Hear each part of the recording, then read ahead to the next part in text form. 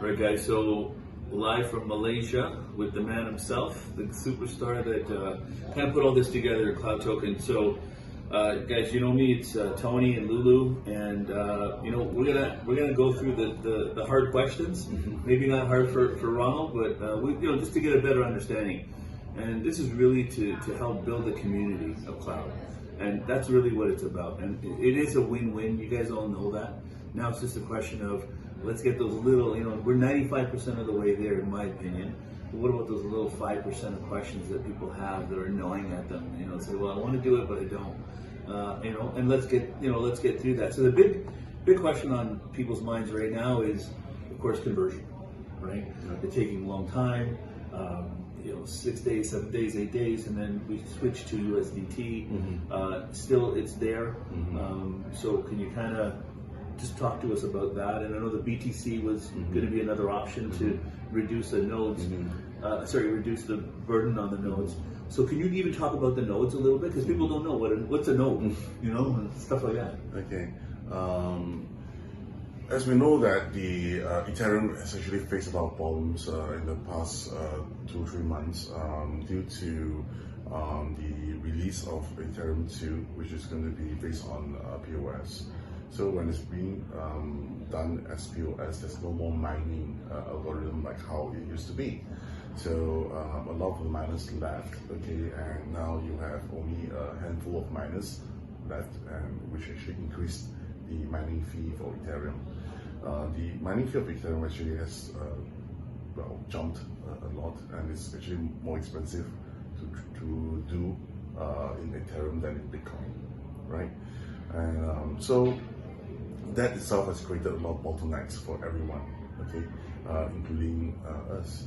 So the fundamentals of how the transaction works is, okay, there are these machines or servers that are called nodes, right, that actually syncs the database of the Ethereum. So it needs to actually maintain updated all the time. And what we can do with these nodes are, we can actually send transactions through them.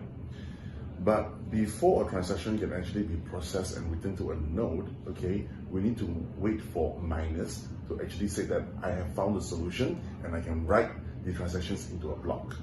And in this memory pool itself, it is ordered by fee. Okay, there's a fee. The higher the fee, the faster it gets transacted. It's because the miners will take all the highest fees first and then just put in there, right? So now what we are doing is, okay, we are we are having too much of these transactions that is uncompleted, okay, which are pending. When these pending transactions, there are a lot, okay, that node gets locked. Okay, that's what's happening now. When one node gets locked, we need to create another node and another node and another node. So now we started with one, then we have 6 nodes. And each of these nodes we have to actually put in assets for transaction, okay? Because you need gas, right? And you need transactions, you need to actually do a payout and things like that. Each of these nodes, we actually put it in with, let's say, 5,000 Ethereum, or maybe 10,000 Ethereum each. But they get dropped down because the conversions does actually go through. When a big conversion comes in, like for example, it's 9999 CTOs, right? Some of these nodes itself, because it is actually round robin mode, it might hit a node which don't have so much of paid up assets. 2030. Yeah, and what happens if it gets stuck, right? So when you have a lot of this, and it builds up, okay, when you keep building up and keep building up, keep building up, then more people get flooded because it's we're just gonna go through. So the way to solve this is actually, you look at it this way, okay? You capture my hand, right? So these are all the backlog, okay? This is whatever is new. So we are trying to clear, but this guy is also moving as well. So it's actually moving this way. which means that we are never solving the problem. Right? Because there's always this bunch of people that is waiting. Cannot cancel.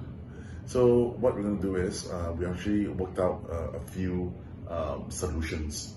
The first solution is I make CTO to have more usage. So instead of converting, because what they want is I want to convert to maybe book a hotel. Well, I have that for you. I want to withdraw money. I have an ATM card for you now. So that will actually clear off that conversion issue, because less here, so I can actually catch up, right? And our OTC is opening soon. So when our OTC opens, you don't need to convert anymore. Just sell it to the OTC. OTC will shoot you with the fiat. Okay. And we will earn. So we're trying to solve it indirectly, because number one, blockchain is never fast. Will the BTC come in? Really